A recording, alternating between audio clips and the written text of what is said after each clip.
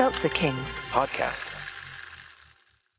Want to shop Walmart Black Friday deals first? Walmart Plus members get early access to our hottest deals. Join now and get 50% off a one-year annual membership.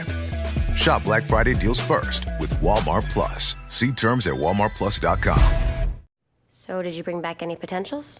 No, actually, my trip was about something else. It's regarding Spike. Spike.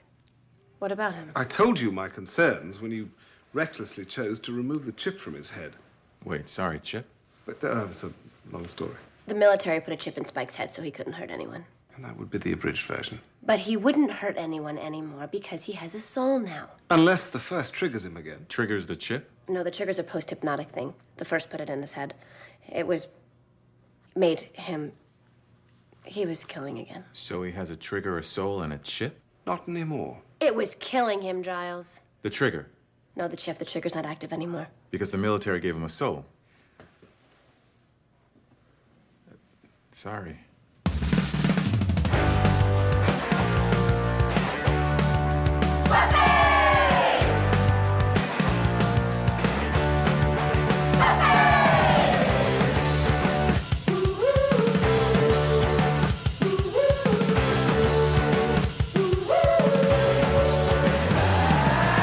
Oh my goodness. Hello everybody. Welcome to another episode of Boys Watching Buffy. We're just two boys watching every episode of Buffy the Vampire Slayer for the first time, giving our review, our reactions. We're your hosts. I am Joe Welke. I am Vance. Today we're talking about Season 7, Episode 17, titled Lies My Parents Told Me. Directed by David Fury, written by David Fury and Drew Goddard. Original air date March 25th, 2003 to an audience of 3.44 million people. No shout-outs today. Nope. But check out our Patreon, patreon.com/boyswatchingbuffy. We're doing Boys Watching Angel, which I'm very excited to talk about this episode of Angel. We also have Boys Watching Movies, where we just released our Summer Catch movie episode, and I've gone on record saying that this might be my favorite movie review that we've done. It's a very good time. It's up there with Mr. Fix-It, Simply Irresistible, but there's a part of the podcast where me and Vance just get broken. Yeah. We got broken. And if you like long podcasts, it's a long one. Boy. We got a long run time on that one. Oh, yeah. And then, of course, Joe's Fashion Report /Corner, which was taken over by the old Tatas for Now last week. Will she make another appearance? Who's to say? Who knows? But seems like it was a nice little thing for people, a little fun surprise. I think the fans are clamoring for Vance and Tatas for Now to take over the Fashion Corner. That'd be hilarious. I would love that. Yeah. Yeah, so there's that. Join our Discord. Links in the show notes. We got any other announcements up top here, Vance? How are you doing? What's up? I'm doing all right. Had some friends in town. Nice. Yeah. Good. You know? Nice. Had some Cool. really good Thai food last night. Yeah. Oh, fuck yeah, man. Yeah. I do have to announce, and we talked about this last week, we have exited the monster era. We have. We are entering new eras provided by Michelle Malone, Slither Ann, and Ari Targaryen. I have my choice here. I'm curious to know what era you're entering, because I'm just willy-nilly in it right now. Yeah, I mean, I never thought we needed to be on the same page, but now we have 3 different choices to choose from. Yeah. We've got C4 Skittles. We've got C4 Watermelon. We've also got Alani new Dream Float, which is what I've got today. I've been very excited to try this Dream Float. It's like orange creamsicle. I'm going with the C4 Skittles today. Okay. Now, I've had the C4 Skittles before, and it's fucking great. All right. Should we? Absolutely fantastic. Before we crack these, I do want to say we have been doing a slow rollout of what we're going to do next. Mm-hmm. And we're going to continue that slow rollout with an announcement that we're going to do multiple bonus episodes of recap. Mm-hmm. So we're going to do a recap of season 7. and then we're going to recap of the full series. Yes. And we're going to have a separate Q&A episode. So just get all your questions in. So. Yeah, usually on our season recaps, there's so many questions that we just don't have time to answer because otherwise the podcast will be like 9 hours long. So rather than do all that, we're separating them. Yes. We're going to have a full Q&A episode. I think we did this with Boys Watching Girls too, right? Yeah, with Boys Watching Girls, we also broke it down and did a boys episode and a girls episode in that on the characters. Yeah. Yeah. So there's some more slow rollout situation for you. So when we post in the Discord and also like links and show notes probably about when the Q&A is going to be, when we have that all ready for you, load us up with them questions, baby, because we're going to need them. we probably won't get to all of them again because I feel like we're going to get way too many, but we're going to get a lot more done in a Q&A only episode. So there won't be a Q&A section for season 7. Yeah. Yeah. Well, all right. Shall we crack open this new era of Buffy the Vampire Slayer? Yeah. Let's fucking do it. Oh, yeah, baby. So, lies my parents told me. I really liked this episode. I thought it was pretty damn good. I thought it was interesting, interesting turns of events.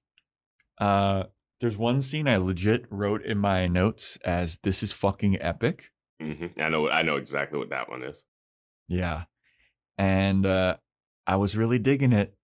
This tastes like Vance just made a face. Look. It's interesting because it tastes like it's trying to be Skittles, but it's not quite Skittles. But I can taste the essence of Skittles. I mean, there's nothing that can replicate a good old bag of Skittles, Vance. I'm saying I think it might taste more like Nerds than Skittles.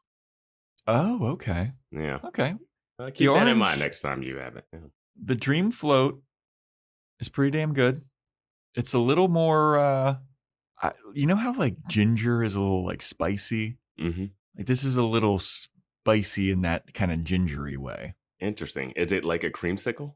Yeah, it's like a creamsicle, like an orange and vanilla situation, but with a little bit of spice. And dude, I fucking dig it. I wish it was bigger. Yeah. Like, this is only 12 ounces. Yours is like, what is yours? Like 16, 18? 16. Yeah, I got a pint of energy drink. And I knew I was going to need it because I have a lot to say about this one. And fantastic. Little language warning. This is a what the fuck episode for me. I think I have like 3 or 4 moments of that. Okay. Yeah. All right. I'm excited to talk about this. So let's get into it. The episode opens up with a recap of Spike having his chip removed, who Principal Wood is, what his history is, and about Spike killing Principal Wood's mom. Recaps Principal Wood finding that out from the first evil. And then we get a flashback. Speaking of flashbacks, the episode opens up with a flashback to New York, 1977, and it is pouring fucking rain. And Spike is fighting Principal Wood's mom, whose name is Nikki. They're fighting on a rainy night, and they're beating the crap out of each other, and they're going ham. And behind a park bench is little Robin Wood, watching all of this go down.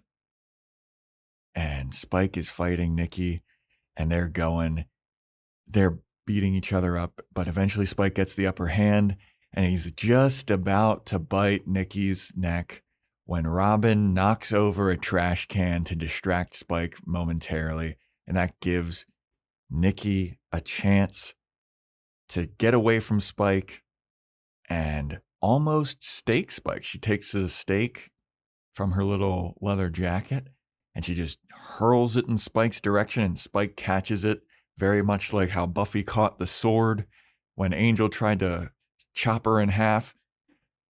And Spike grabs the stake, and he's like, oh, that's enough fighting for now. I'll see you next time. Throws the stake on the ground, and then jumps off.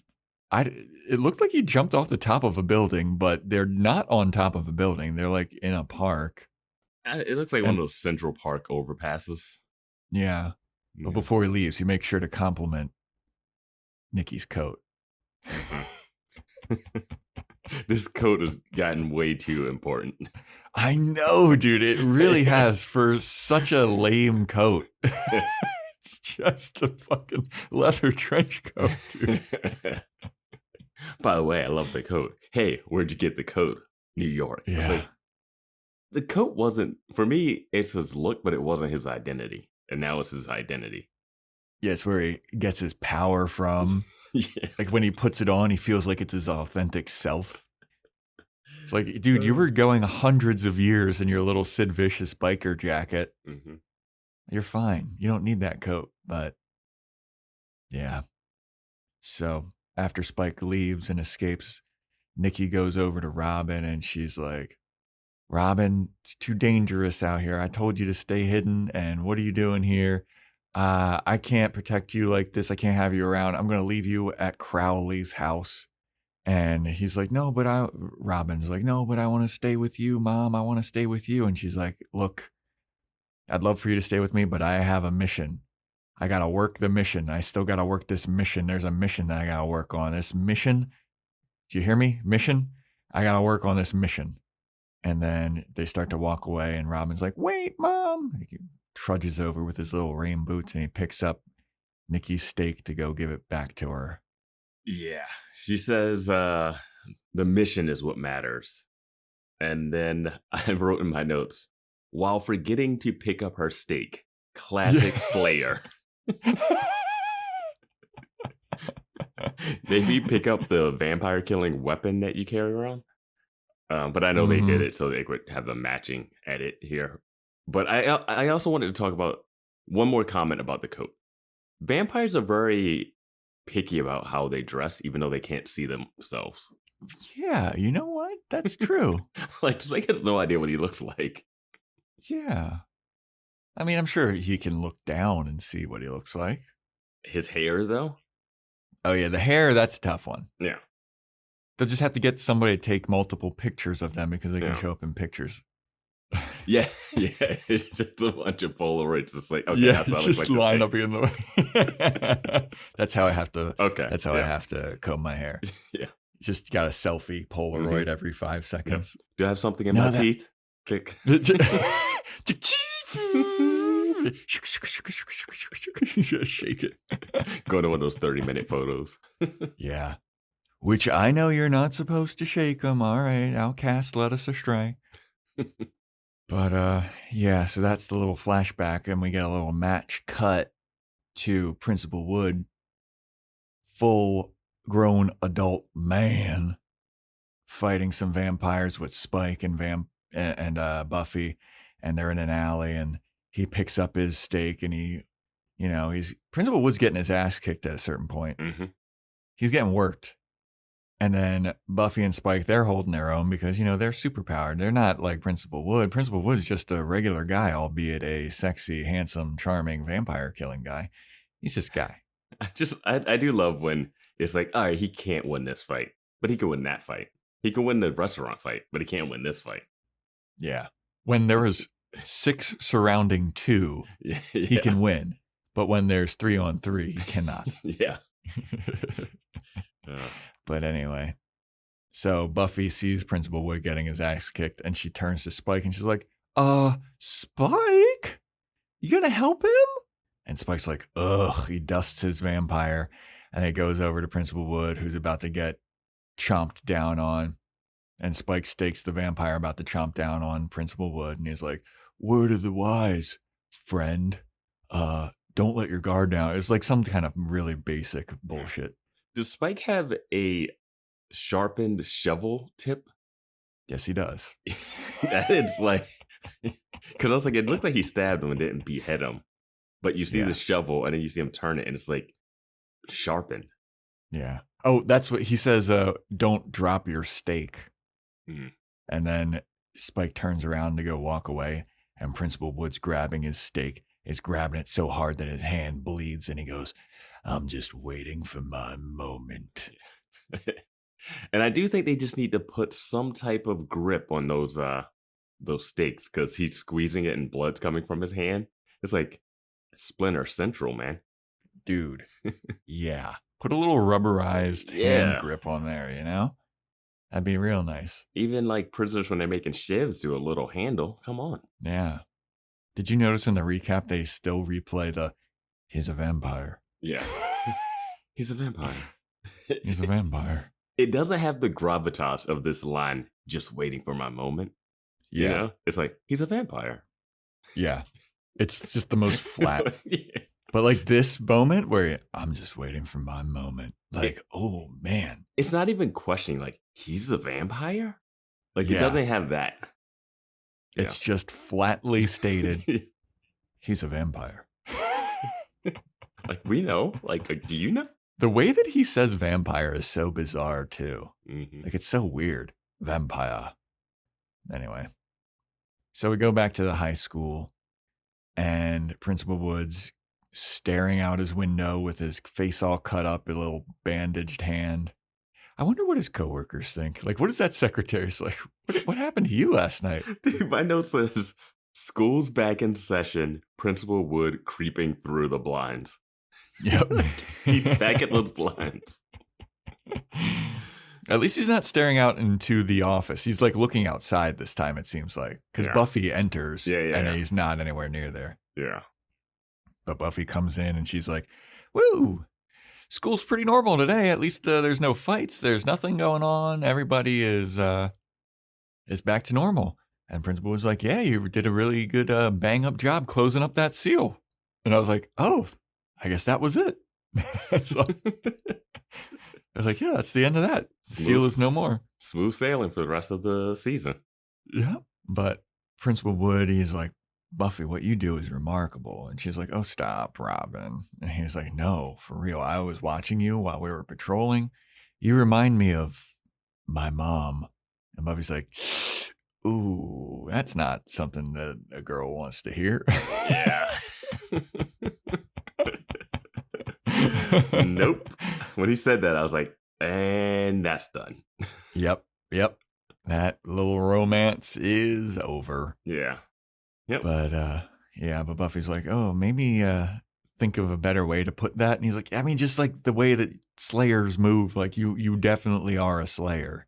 I mean, I was 4. I barely remember my mom. You know, at least I think you remind me of my mom. I mean, different skin tones, but you know what I'm saying. From what I can remember, based off of being 4 and seeing my mom, and he said his mom died when he was 4. Yeah, didn't look like he was 4 in this flashback. How old do you think he looked in this flash? 6.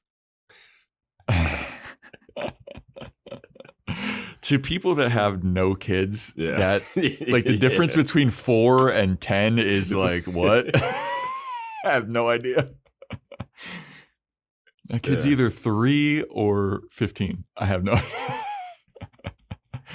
Yeah, I feel like I hung out with my friend's 6-year-old twins recently, and they seem I go 6.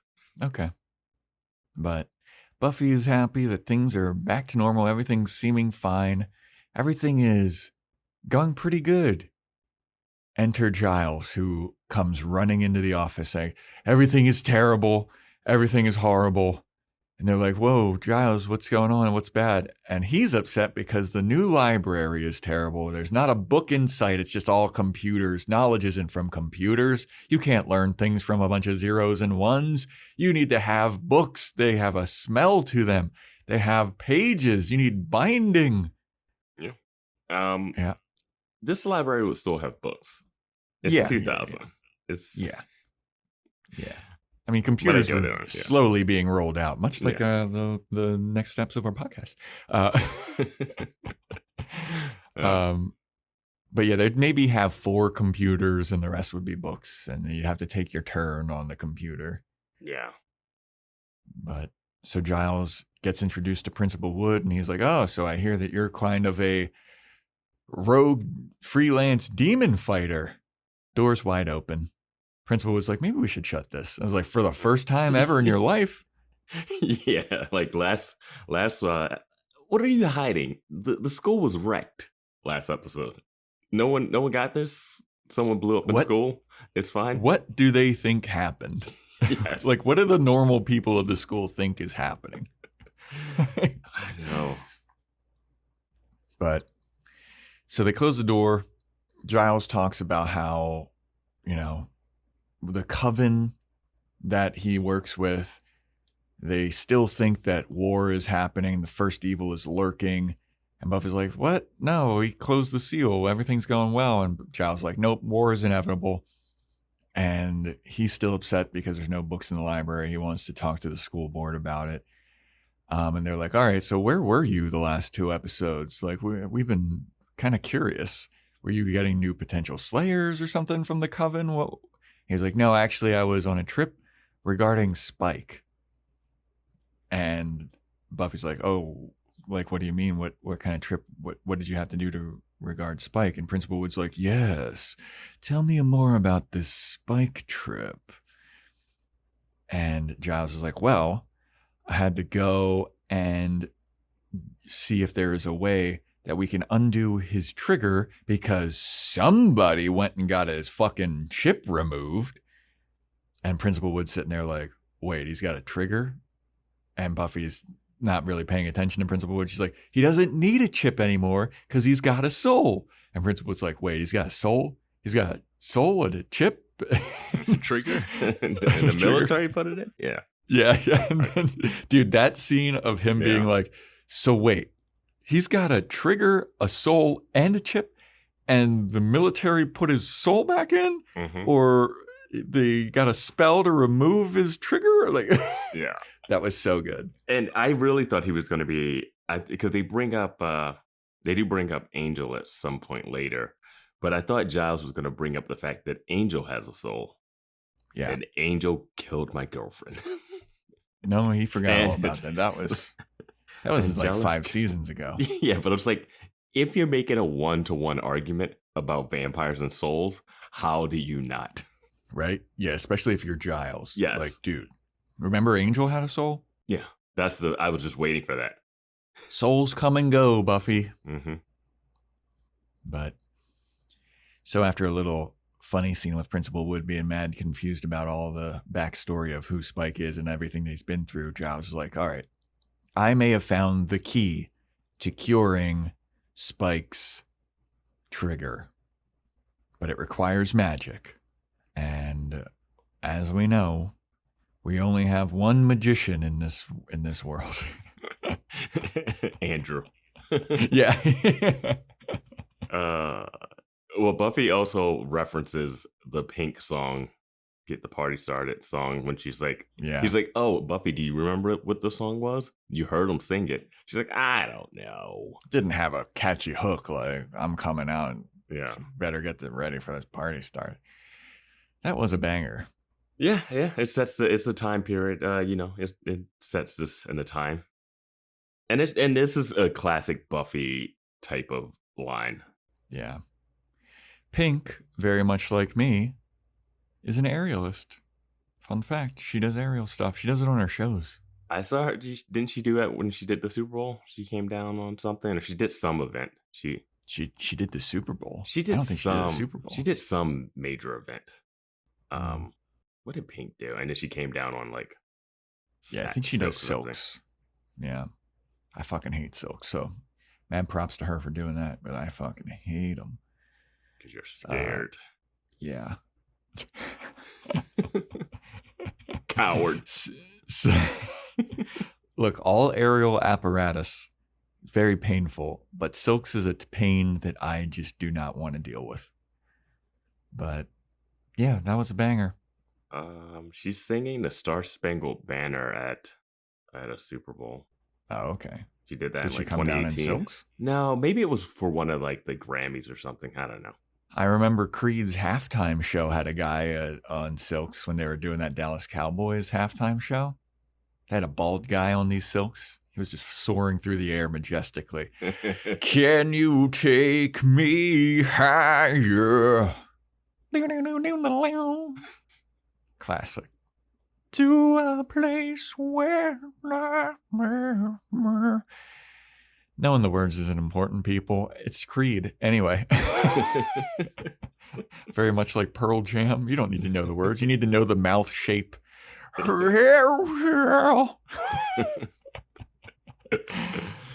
So we go to the Summers house, and Xander's chaining Spike up to the wall. And all the Scoobs are down there in Principal Wood. And they're starting this ritual to get Spike... getting Spike to unlock this memory or some shit. And Spike's there and he's like, why is the fucking principal here? What are you doing here? Yeah. And Principal Wood's just like standing there crossed-armed. He's like, I don't know, Spike. I thought you could have used some support. And Giles unveils this stone that he has that's going to have to go into Spike's brain to reveal the trigger. And Spike's like, oh, bloody hell. And he's like, how's it going to get into my brain? And Giles is like, it's got to go through your eyeball. And Spike's like, oh, sod off.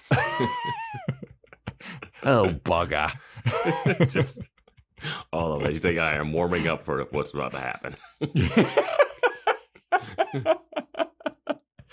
Getting prepared. Gotta get all my crack. You sure you can't just put it in a lift? I throw that in the bin. This is rubbish. So Willow comes in and she starts the spell, and this stone that Giles was having, it changes shape into like kind of like a wormy type thing. Yeah, they put it on Spike's face. One of the easiest things for them to do in the 2000s for effects. Just Terminator 2, the Capri Sun effect. Oh yeah, the liquid. Yeah, the liquid. The liquid wormy. Yeah. The Capri Sun jizz, silver jizz. Yeah. But they put it on his face. The worm crawls through his eye and up into his brain. And it starts to go through his brain and everything, and it transports. They say it's going to go through his optical nerve, but it goes in front of his like forehead. Mm-hmm. As opposed to like just straight back. Yeah. Very nitpicky, but that's it. Yeah. But he's in pain. He's not happy about this. But he grabs his head because he got a little headache. And then when he opens his eyes again, he's been transported to the past. And it's William the Bloody, reading a poem to his dear mummy. And it's a poem about his girl, Cecily, that he's lusting after. And his mum, she's so happy and she loves his poem and she wants to know who Cecily is. Who is this Cecily, William? She sounds so bloody lovely. I'd love for you to maybe go on a date with her.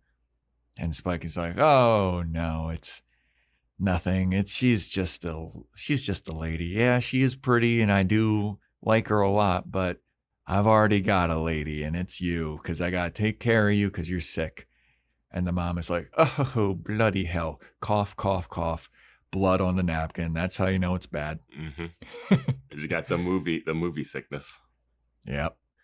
But Spike longs for a love one day, but it'll come along. And then his mom's like, come here, sit down with me, William. And then Spike sits down so awkwardly and weirdly. And he sits down by her legs and he lays on his mom's lap, kind of. And then she starts to sing the song that is the trigger for Spike. And it awakens Spike's rage. And then present day Spike starts freaking out. And he's chained to the wall and he grabs his bed and he throws it at the Scoobs and it bonks Dawn on the face and the head. And then the stone crawls out of Spike's eye and Spike comes to. And he feels bad about what he did. But Principal Wood's standing there all cross-armed like, ugh, this fucking piece of shit. He threw a bed. He killed my mom. Yeah. So then Spike is like, will you guys just take these chains off of me? I'm back. I'm fine. The stone is out of my eyeball. It's fine. And then they're like, well, tell us about what you saw, Spike. Did you learn anything about the trigger? What's the song that's the trigger? And Spike's like, it's nothing. It's just a song called Early One Morning. It's like an old folk song from back in my day. And my mom used to sing it to me. And that's it. And then they're like, does it have any significance to you? Does your mom have any significance to you? And he's like, bugger off. No. It's not related to the title of this episode. Did we forget to do our predictions again? Yes, we did. God damn it. What is happening? We were both wrong. I just listened to the episode. We were both wrong. Yeah, I said the dad returns and Joyce has it's fallout from the Joyce dream thing that Dawn had, and you said Buffy tells the potentials not all will survive. Yeah, she doesn't this one. Yeah. But anyway, so yeah, we were wrong on those. But they're all like, no, but what's the significance of Early One Morning? What's the significance? Did you have any kind of special relationship with your mom? And he's like, no, sawed off. Why you were asking me all these questions about my mom? Aren't you worried about Dawn? I could have killed her. I hit her with the bed.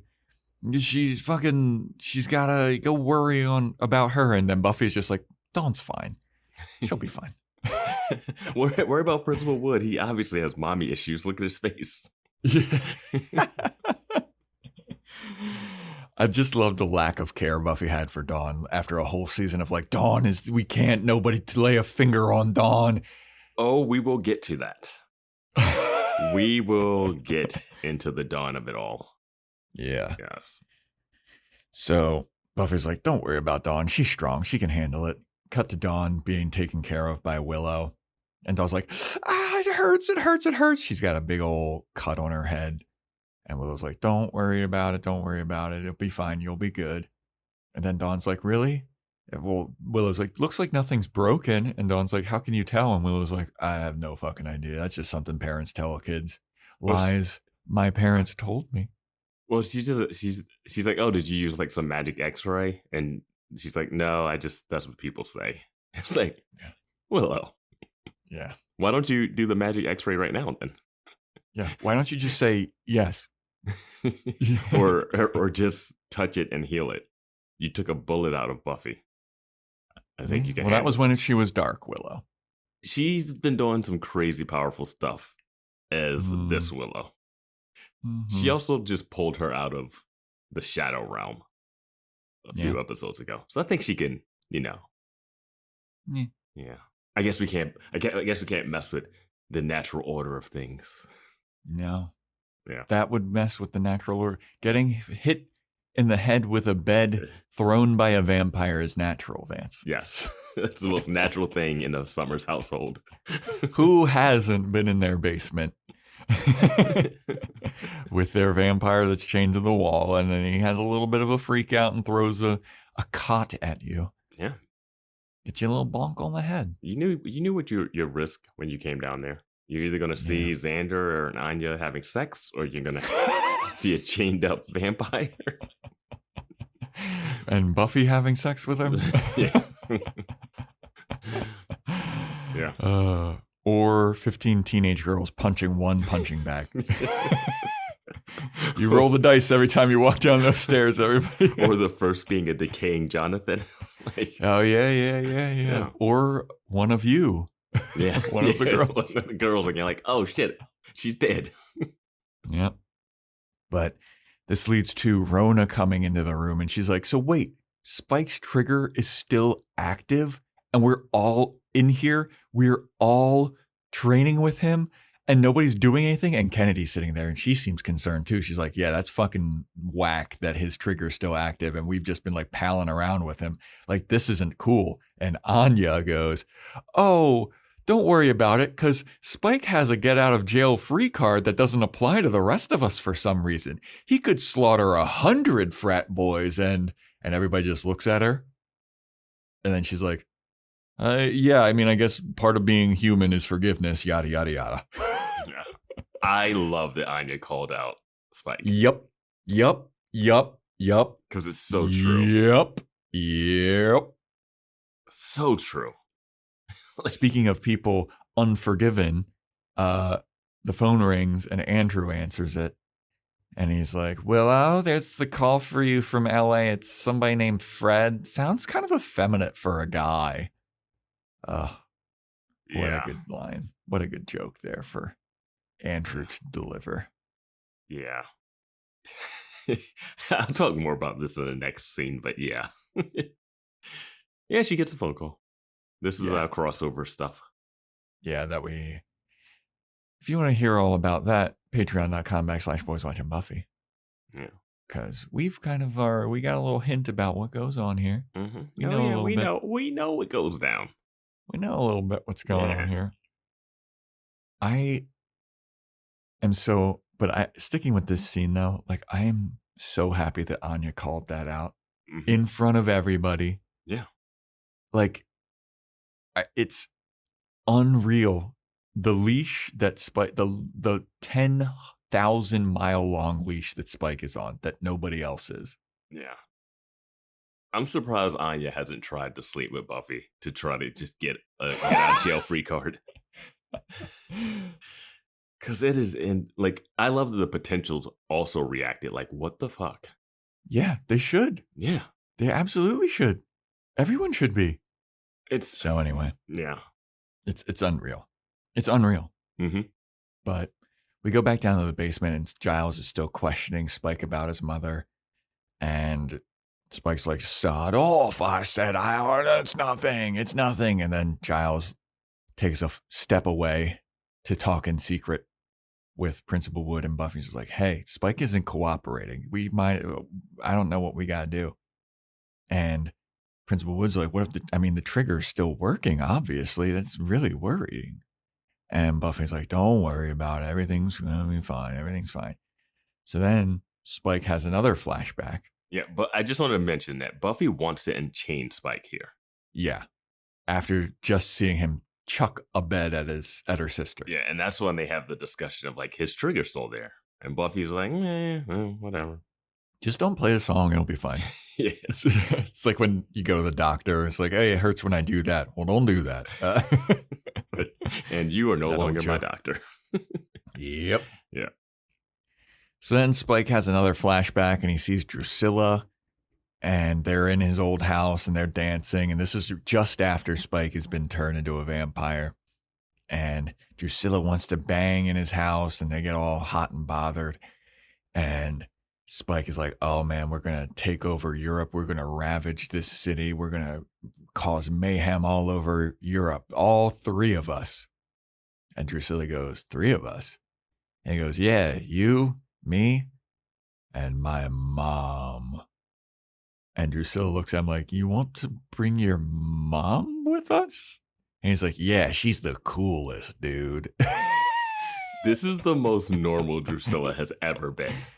Right? She's so normal here. You want to bring your mom? Yeah.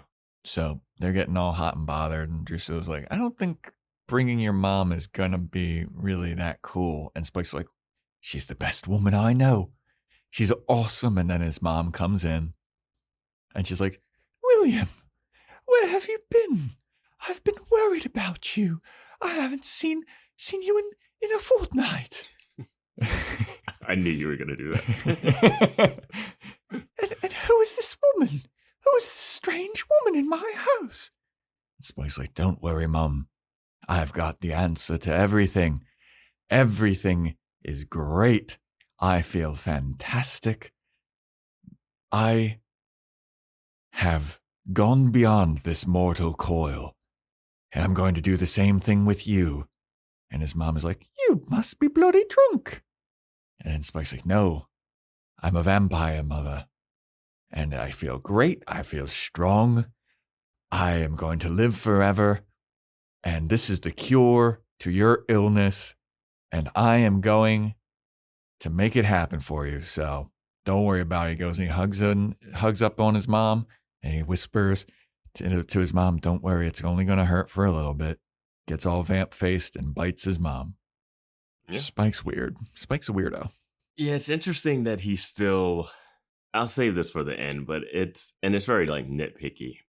But yeah, he's still William at this point, it seems like. Yeah, I don't know. He hasn't when a become vampire. Spike. Yeah. Yeah.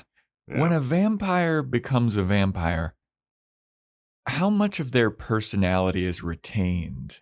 Well, we learn from an earlier Webs? season. No, an earlier season when Willow's sexuality was leaked out from her vampire self when she was like, Vamp Willow is a little gay. And and Angel's like, Buffy tries to be like, no, that's just because of vampire. And Angel's like, well, actually. Buffy's like, shut up. I need to keep her in the closet till season 4. 4? Yeah, 4. Till the college years. Yeah. Like, I guess it's just like your personality, but amped up a little bit, I guess. Well, no. I don't know. It gets confusing when I think about the Angel series and some stuff. Yeah. But, yeah, so Spike is turning his mom into a vampire, basically. Yeah. So then we go back to present day. And Buffy, Principal Wood, Giles, and Spike are still in the basement. And then Willow comes down. And she's like, Buffy, I got to go away for a day or two. And Buffy's like, oh, what are you doing? And Willow's like, don't worry about it. I'm leaving. And Buffy's like, all right. And Willow's like, don't worry. I'll give you the scoop when I come back. Buffy's like, okay, see ya. Done. This is where the episode starts to fall apart for me. She just said, I have to go for 2 days. And didn't give you an explanation. And you didn't have follow-up questions. And Giles is down there, too, overhearing this. And doesn't say, oh, where are you going? He's like, yeah, I left for 2 episodes. It's fine. And Buffy didn't know where Giles had went. Giles had left and didn't know where he went. Yeah, because earlier in this episode, she's like, were you out getting a new Slayer? Or like, what was going on there? Yeah, I was like, wait, he just left and you guys didn't know where he was. So much shit happened. I don't know why Willow wouldn't tell Buffy. Yes, I don't know why she wouldn't tell Buffy and why Buffy wouldn't care. It's not like Willow has some job that she has to travel for work. Or like, it would be like, hey, what do you mean you're leaving? We're in the middle of this giant fight. We're running this thing.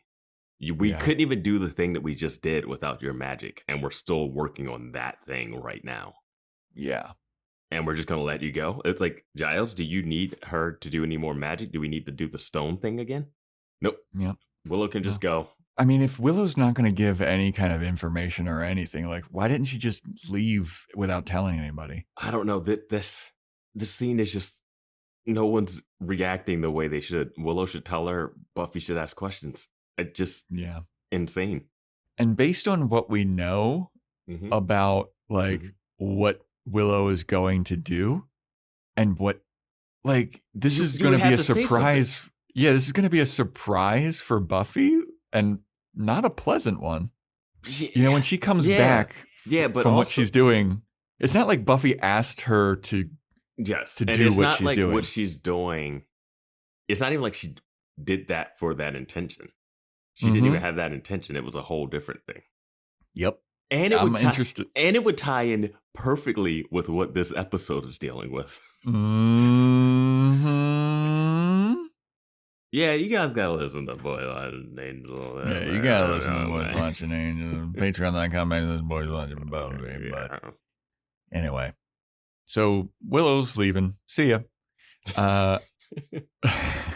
Buffy goes to unchain Spike. And Spike. This is my first what the fuck moment. This is my first what the fuck moment. Vance just threw his hands up. This is my first what the fuck moment. Your witch leaves and you go straight to untying up the dangerous vampire. Yeah. What are you doing, Buffy? What are you doing? Yeah. And this vampire that cannot be killed because we need him. He's our strongest warrior. We need him. He's important and pivotal to this war, this mission that we're on. So it's not like if he starts acting up, you can just stake him. Yeah. Just leave him chained up. You were chaining him up before. You were chaining him up before. He was volunteering to be chained up, and now he's like, unchain me. Like, I guess he got over the killing of those 12 people, like the 12 frat boys. Yeah. Like he legitimately just did that not that long ago. And now he's like, yeah, I'm fine. I mean, not that long ago, in these same chains, he was like, I'm going to chain myself up. There's a bunch of potentials here. Mhm. Who knows if this trigger is still working? Confirmation, trigger's still working. Yeah. And now you're like, now unchain me. And then so Buffy unchains him. And he walks by Principal Wood and Giles and gives him like a dirty look, like, ugh, fucking assholes. And then he and Buffy go upstairs. And Giles is about to go upstairs. And Principal Wood's like, hey, Giles, come here for a second. I would like to talk with you about something. As the two adults in the room that can actually breathe. That's Yeah. And Giles is like, yeah, what's up? And Principal was like, are you thinking what I'm thinking, man? And Giles is like, yeah. It'd be funny if it was like a pinky and a brain thing. It's like, yeah, but where are we going to get that much marmalade? And Principal was like, look, man, I think this Spike guy is fucking dangerous, dude. All right? We gave it away him being a vampire. Yeah. He's dangerous. I think the first slipped up a couple days ago because it told Andrew that the first has a plan for Spike and it's going to happen at a pivotal moment. And we got to be on the lookout because the first is still in play. And we got to do something, wink, wink, wink, about this Spike situation, wink, wink, wink. And then Giles goes, oh, but Buffy would never allow it. Ah. And Principal Wood goes, who gives a fuck?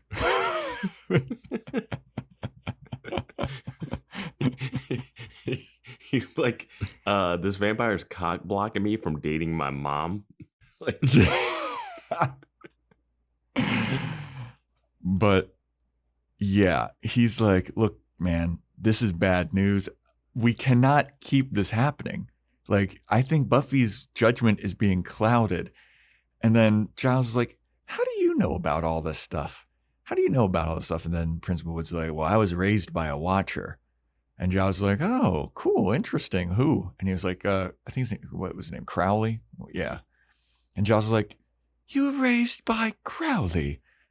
Interesting. I've heard of him. He's kind of a legend in the Watcher community. And then Principal was like, yeah, he raised me because Spike killed my mom. And Giles is like, oh my God, you're Nicky Woods' son. And he's like, yep, Spike killed my mom. And then Giles is like, does Buffy know this? And then Principal goes, she knows that my mom was killed by a vampire, but she doesn't know it was Spike. And Giles is like, well, are you sure that this whole take Spike out thing isn't to do with this mission? It's more about personal revenge. And Principal goes, does it matter? And then Giles is like, good point. He's like, yeah, I swung a flaming bat around before. Yeah, I know what you're feeling. And he's like, look, we need to kill Spike for the greater good. And you fucking know I'm right. And then Giles is like, all right, what do we need to do? And Principal Wood's like, I just need you to distract Buffy for a few hours. I'll take care of it. And Giles is like, oh, all right. Yeah.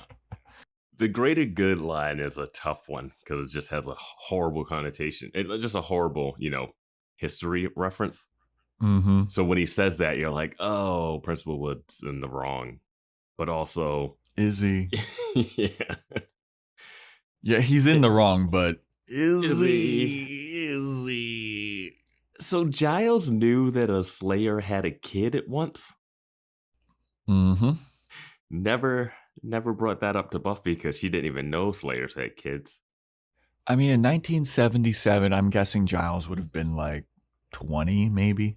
Doesn't matter. All they do is he went to like Watcher school. They read the books. They have the history. Their whole thing is Slayers. You would have to know a Slayer had a kid. That would seem important. Yeah, and but it was raised by one of the Watchers. But in this series that we've been watching called Buffy the Vampire Slayer, There have been 2 Slayers just roaming around the earth with no watchers watching them. Which is insane when your whole group, that's the whole mission. That's why you're watchers. There's a mission. Don't forget that word mission. There's a mission. Don't forget the mission. Who gives them the mission? The mission is God. They're on a mission from God. Buffy's like, I don't know if God exists. Yeah. Their mission comes from someone attacks them and then they go, I gotta fight the thing that attacked me. That is Slayer's missions. Yeah, they're very reactive. Yeah, because Riley has a mission. Yeah. I'm going to bring up something about Riley a little bit later, I think. Interesting. If you want to hear more about Riley, definitely check out that Summer Catch episode because we do a deep dive into Mr. Mark Blucas. Yes, we do. But yeah, Giles, he's going to work with Principal Wood to get rid of Spike because they both think that Spike is a problem. Mm-hmm. And I don't disagree. Yeah, I like this scene. I like the way they roll out the reveal of him being a Slayer's son. I like the debate. I like that they got it out in the open. Mm-hmm. I do like the moral dilemma that he's putting Giles in, and because it is a very gray area. Mm-hmm. Like if you're in all of these people's lives, I mean, the potentials would be down to kill Spike at this point. Yeah. They're like, what the fuck, Buffy? Like, how could you trust Buffy at this point? Here's another question, especially after that speech about burying you next to the dead ones. Buffy just cracks her knuckles. Where's another Turok Han? I can show you. Welcome to the Thunderdome, bitch. Or whatever. Let's do that. I use Andrew's tears to seal up that seal, to close that seal. I need another Turok Han to establish my leadership, my dominance. Yeah. So one real question here: does Principal Wood know that Buffy's been fucking Spike? I don't think at this point he does. Yeah. I mean, maybe he has an inkling, but it hasn't been like stated. And if it's not stated outwardly, nobody knows anything. Yeah, it's kind of like, oh, Buffy wants to keep the vampire around because he's a strong fighter. But it's like, it's not just that. Yeah. That's it's like, why did, like, I would have loved if Principal Wood here would have been like, why is she so like attached to this vampire? Yeah. And then Giles' eyes dart around like, Yeah. That would have been a good question to ask. Mm-hmm. Yeah. No one's asking questions these episodes though. Nah. Bye, Willow. See ya. Have a safe trip. I gotta go out. I gotta get some cigarettes. I'll be back. Willow never returns. Yeah. She probably told Kennedy more than she told Buffy. Right. So Giles takes Buffy to the graveyard, and Giles is going to teach Buffy something. And he's like, all right, I'm glad that we're out in this graveyard so I can teach you a lesson. You know, just because I'm not technically your watcher anymore doesn't mean I don't have anything to teach you. I have years of wisdom and I can teach you some stuff. And Buffy's like, okay, let's learn about it. And then she also reveals that Spike is staying at Principal Wood's house. She's going to stay with Principal Wood to protect Principal Wood or something like that. Here's another what the fuck moment I have. Yeah. Who the fuck is watching the potentials right now? Xander.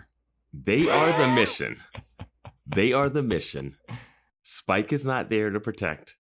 Willow's gone. Willow isn't there, yeah. And you're out on patrol. Daddy Xander. He reinforced those windows really good. What are you waiting for, First Evil? Right. You have a house full of unprotected potentials.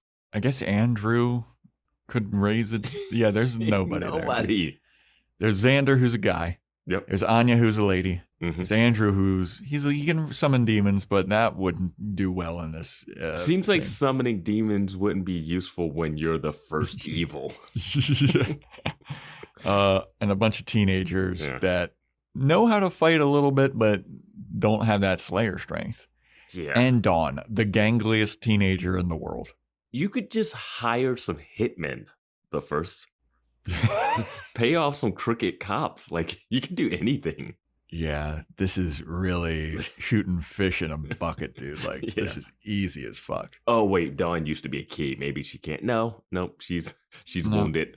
She's not special, according to that lovely speech that Xander gave her. Doesn't sound lovely when you put it like that, but you're not fucking special, Dawn. You're extraordinary. Yeah. So, yeah, Spike's staying with Principal Wood. But Giles wants to impart some wisdom onto Buffy, and he thinks that she hasn't really been looking at the big picture. And Buffy's like, what are you fucking talking about? I know you haven't been here the last 2 episodes, but I've been giving speeches. I threatened everybody. I said that if the girl that killed herself, I called her a weak piece of shit. I buried her body. I said, if anybody wants to be a weak piece of shit, I'll bury you next to, like, what? I'm looking at the big picture, buddy. I'm burying people so much that I had to fashion a shovel into a stake to protect myself. I shove it into the dirt on one end, shove it into a vampire on the other end. Dirt, vamp. Just better hope that all the vampires try to sneak up behind me. I'm working every day. Yeah. I'm working. Oh, man. But Giles is like, no, I think that you need to like think about being a general in this war, and you need to make difficult decisions. And that's what we're here to talk about. We're here to talk about making these difficult decisions, difficult but necessary. And then a vampire hand pops up from beneath the ground, and he goes, while we still work on the basics, which I thought was a fun line. Yeah. She's like, really? Really? I got to fight a random vamp? We couldn't go to the espresso pump to do this. Yeah. Shouldn't I be at the bronze, like saving some people? Couldn't this be an email? No, emails are the devil. I'll write it in a letter. Can't we just do a Craigslist ad and get like 5 people that like to hang out in the cemetery and just be like, hey, stab this when it comes out? Yeah. Oh, God. Hey, it's Kaylee Cuoco for Priceline. Ready to go to your happy place for a happy price? Well, why didn't you say so? Just download the Priceline app right now and save up to 60% on hotels. So whether it's Cousin Kevin's Kazoo Concert in Kansas City, go Kevin, or Becky's Bachelorette Bash in Bermuda, you never have to miss a trip ever again. So download the Priceline app today. Your savings are waiting. Go to your happy place for a happy price with Priceline's Black Friday sale. Save now and travel later with our best deals of the year. Go to your happy price, Priceline. Connect to the world with special Turkish Airlines fares. Book your flight before November 30th and take advantage of great deals. Fly to the most exciting destinations with the award-winning airline that flies to more countries than any other. Terms and conditions apply. For more details, visit TurkishAirlines.com. Turkish Airlines, widen your world. So then we go to Principal Wood taking Spike to where he's taking Spike to. His sanctuary, as he calls it. Yeah, Spike is like, you live in a dark alley? And Principal Wood's like, I mean, I do work from here. This is like my sanctuary. And Spike's like, okay, weird, but all right. So he opens the door. Spike goes in. Principal Wood goes in behind him. And he turns on the lights in his sanctuary, and it's a room full of crosses on the wall. And I was like, okay, interesting. They do nothing. Yeah. Spike just looks around and goes, geez, mate, isn't this a little bit overboard? And Spike's kind of like getting a little worried, and he's like, what's up? What's up with this, man? And then he's like, hey, bud, what's your story? What is this? And Principal Wood goes, oh, I'm nobody. Don't worry about it. And he walks over to a desk that has a computer on it, and he clicks open the computer. And Spike is like, and then Principal Wood's like, I'm more interested in hearing your story. And then Principal Wood starts unbuttoning his shirt, taking it off to reveal his tank top underneath. And he opens a drawer of his desk just filled with weapons. And Spike is seeing all this happening. He's like, what the fuck is going on here? I'm a little curious. What is this? Yeah, I could just turn and walk away. Yeah. But yeah. So Did he invite Spike in? I was just about to ask that. And it does this count. Oh, he opened the door and they said it's an unverbal acknowledgement of welcome. I was going to say that this isn't where he lives, technically. This is just a sanctuary, so he doesn't need an invite. This is technically public property, I guess. Yep. The invitation rules are solid. No questions. Yep.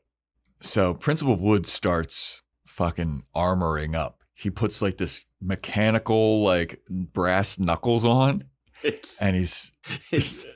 doesn't look like it's going to do enough. Yeah. It looks like an arm stabilizer type thing that's metal, and it's like attached to this like brass knuckles type of thing. Mm-hmm. And he's lecturing Spike. Vampire's weakness, brass knuckles. Yeah. And Principal Wood starts to go on this speech about like, Spike, I've been searching for you for a very, very long time. And Spike's like, oh yeah? And Principal Wood goes, yeah. Because you killed my mother. And Spike goes, I've killed a lot of moms, mate. And then Principal Wood goes, you'd remember my mom. She was a slayer. And then Spike's like, oh, that's why you hate this coat on me. That's why you've been asking all these questions about my coat. He clutches the coat like, no, you can't have it. And Spike is like, so what? Do you want to fucking fight? You want to fight me? You want to fight me, bruv? And Principal goes, no, I don't want to kill you, Spike. I want to kill the monster who took my mommy away from me. And Principal Wood, he's all geared up now. He's got like brass knuckles on both hands. Mm-hmm. And Spike is like, all right, you want to fucking go? Let's go. And then Principal Wood clicks a button on his computer and it plays the trigger. And Spike gets triggered. And Principal Wood goes, there he is. And this is the scene that I wrote. This scene is fucking epic. Yes. The fact that he wants to fight that version of him, he gets the trigger song. I really like that. It's a nice, it's a great little cliffhanger into a commercial break. Yeah. And also just seeing him there with all of his like weaponry attached, like the armor, and Justin is like tank top. He looks pretty buff. He looks pretty badass. And I was like, oh, this is awesome. I didn't buy the armor. I mean, I kind of bought. I get it for what it is, but I didn't think that what he suited himself up with was prepared. I didn't think this was going to give him an upper hand over Spike. I mean, obviously, if he wants to kill vampires, there's better armor. Like he could have made, wooden brass knuckles. I guess. Yeah, but I'm saying spikes. Like Spike's fought like Spike just fought that demon that came from the Shadow Realm that was gigantic and basically just a horned predator beast. This guy put on like some flimsy metal brace. Like I thought he was going to have some. I thought Principal Wood was going to have a little more protective stuff. Like the walls are covered in crucifixes, but they're not like hindering his power at all. Yeah, he doesn't have like a holy water spray like thing. He doesn't have nothing to weaken. Like he doesn't have like little lights like shining. Mm-hmm. Like I was like, hey man, you got this plan to kill this vampire, and that's your move, just to knuckle up. Yeah, I mean, there's better plans that he could have, but for the fight scene and the epicness and for what they're doing, they kind of nerf Spike a little bit. Yeah, but I mean, I love that scene and like the look on Principal Wood's face when he says there he is, and like that. Now that line delivery was perfect. Yeah, him having that song was great. You're like, why does he have this one computer in this room? Yeah. And it's like dimly lit, like a police interrogation room just on the computer. And Spike is looking around like, but I gotta say, Spike's a fucking idiot in this scene because he just keeps looking around like, what the heck's going on? What are you doing? What? I just don't think Spike's afraid of this guy. Like I was saying before, he's just really not. Why would he be? Yeah. Yeah. Yeah. But anyway, so then we get another flashback into Spike's past. And he's come flashbite. So he comes into the room of his house where, you know, the only room in this giant house that we see because they only had that set. And he's looking around. He's like, Mom, where are you?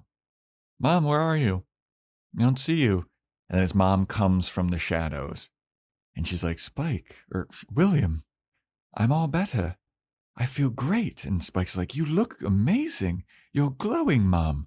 This is fantastic. See, I told you you'd feel better. I'm so happy that you're better. And now we can be together forever, and we can hang out all the time, and we can travel all Europe. We can do whatever you want. Let's go dancing. Let's go to the theater. What do you want to do? And the mom is like, I want to fucking leave your ass, dude. I don't want to hang out with your bitch ass. Spike's like, what? He's like, oh my God. Thank God that you did this to me. You know, I was a little worried at first, but thank God, because now I don't have to hear you prattle on and listen to your bullshit, fucking horrible poetry. My God, you're such a pathetic, weak little piece of shit bitch boy. You're a little mommy's boy, and I could not wait to leave you, dude, and now I can. Thank you, bitch. And Spike died because you can get stabbed in the heart with words.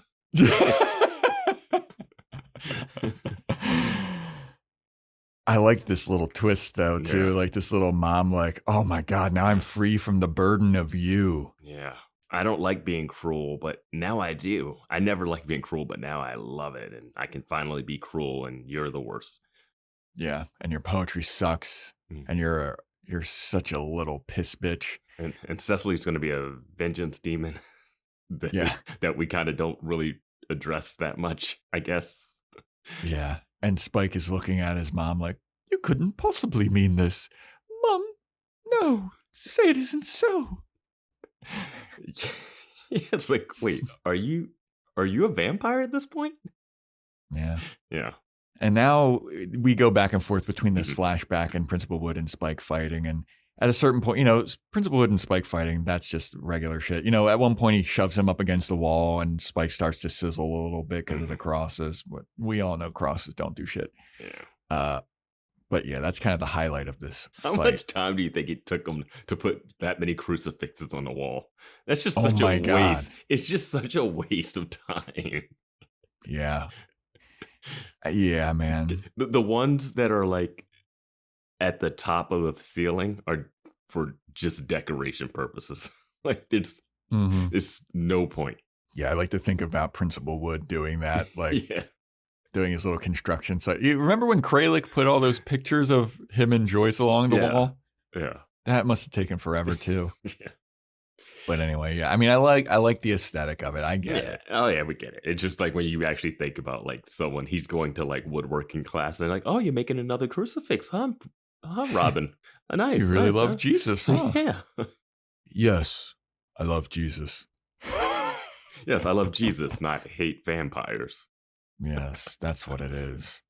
I'm a devout Christian man, of course. Yes. Yeah. So we go back to. I'm just going to go through the flashback scene, basically. Yeah.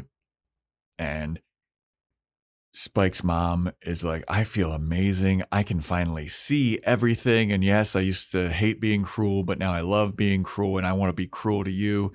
And I wish you were never born. In fact, you know what? I wish that you were born. And right as you crawled out of my womb, I would have fucking chopped your stupid bullshit head right off.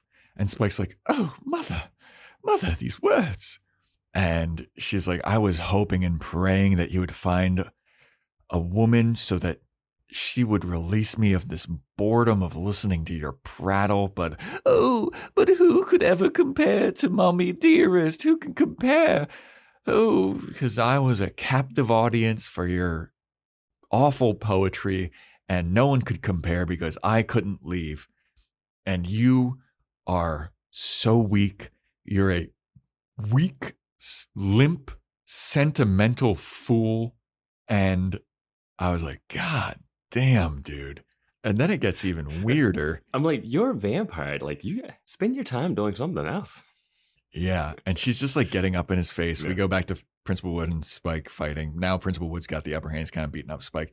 We go to Buffy about to stake the vampire, and Giles is like, "Don't stake that vampire just yet." And Buffy's like, "What? Why?" And then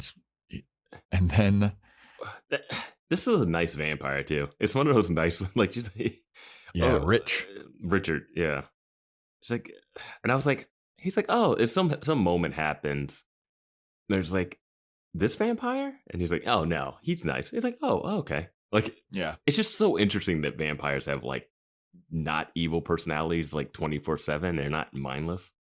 Mm-hmm. And I always feel bad for them when they make them have personality, and Buffy's still like, fuck it.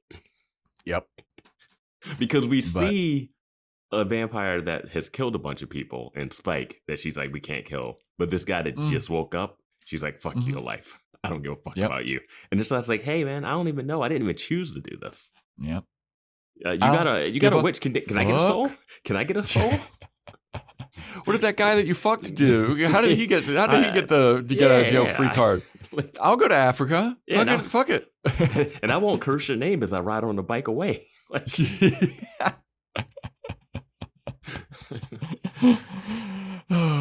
but Giles is like, don't stake that vampire just yet. And Buffy's like, well, come on, why not? And Giles goes, would you let this vampire live if it meant saving the world? And Buffy's like, yeah, of course. And then he's like, okay, would you let it die if it meant saving the world? And Buffy's like, yeah, I guess so, yeah. And then Giles is like, all right, well, interesting, because I think at this point, remember in season 5 when you were like, oh, nobody can kill Dawn even though it meant that it would save the world? Remember how you wouldn't do that? I think you might do it now. And Buffy's like, honestly, yeah, I probably would. What the fuck? Moment number 3. Buffy is now willing to let Dawn die to save the world. Yeah. Why? Why does she care more about the world now than in season 5, pre-death? Yeah, I don't know. I don't know. Once she said this, I was like, this is it. This is where the season starts to go off the rails. Because this makes no sense. Yeah. Like, it's like they're trying to make Buffy more hardened, more... But why? Why? The stakes were exactly the same season 5 and now. Mm-hmm. Stakes were exactly the same. Buffy said, fuck you guys. I'm not letting you kill Dawn. If any of you try to touch Dawn, I'll kill you. Yes. And probably if you guys killed Dawn, the memory of her would disappear, and we probably wouldn't even remember that she actually existed. Yep. It would be a Willow spell of the ages, you know? Mm-hmm. So that's one thing. So I'm like, okay. But now you're like, if it came to it, I would break Dawn's neck to save the world. Yep. Mm-hmm. Because of what? What changed where you cared more about the world than your own sister? I have no answer for you, Vance. This one broke me. I don't know. I'm sure people in Discord will have like some rationale for it, but they're just breaking the character of Buffy. That's her whole thing. Yeah. Now, I mean, Giles mentions like in this next line is like, so you're admitting that any of us are expendable during this war. Yeah. Like, you'd let any of us die, and you know that some of us are going to die. That's like your catchphrase now.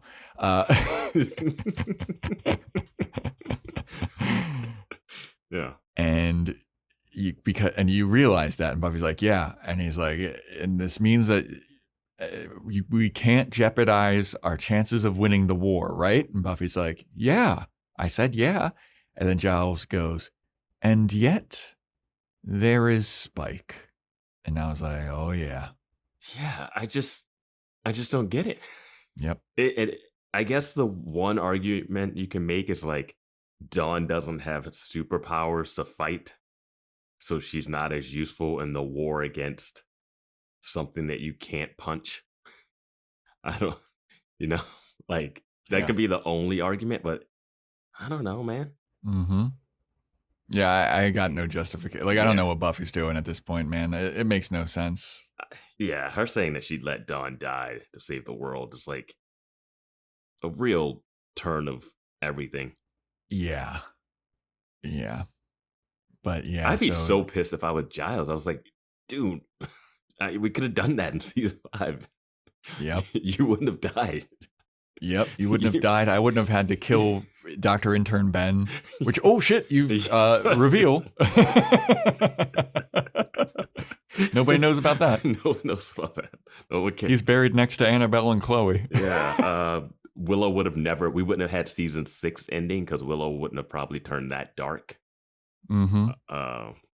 Yeah. I mean, it would have been prolonged. She might have turned dark this season, but we wouldn't have had it last season. And Buffy, you would have never went to heaven and then been ripped from heaven and been all pissed about it. Yeah, just, man. Yeah. Okay. It's whatever. I'm going to go back to the epic scene now because Principal Wood's still beating the shit out of Spike. And I fucking loved this because Spike is like, he's borderline knocked out at this point. He's like down for the count. He can't dodge punches because of the metal brace on But while Spike is laying on the ground, Principal Wood takes the jacket off of Spike. He's like, give me that fucking jacket back. Oh my God. I saw you roll your eyes, but I actually really liked that. I like it, but the jacket again is just getting so much importance. I could see how it's important for Principal Wood, like I get it. And I kind of loved it. That had to be really cathartic for him. Yeah. No, it works. I liked it a lot, man. And and then he goes over to the wall. He grabs one of the crosses that is also sharpened into a stake. And he's like, I'm going to fucking stake your ass with a cross. And then we have a flashback. Spike's like, it doesn't matter what the wood is shaped like when you stab me. What, you didn't see pangs? It's more poignant if I do it this way. Yeah. Oh, man. You better be real accurate with that, Robin. Where is your heart? He's like stabbing. But then we have another Spike flashback to his mom still calling Spike weak.